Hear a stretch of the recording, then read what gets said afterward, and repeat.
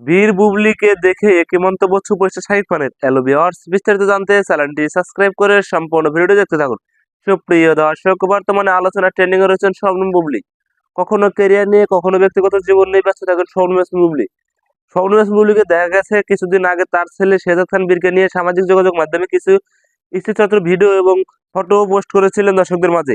হঠাৎ করে আজ শবনম ইয়াসমিন বুবলির ছেলে শেহজাদ খান বীরের স্থিরচিত্র, ফটো এবং ভিডিও শেয়ার করেছেন সামাজিক যোগাযোগ মাধ্যমে।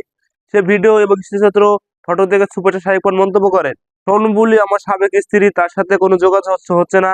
এবং কি শবনম ইয়াসমিন বুবলি আমার সাথে একাধিক সিনেমায় কাজ করে দর্শকদের মনে জায়গা করে নিয়েছেন শবনম বুবলি।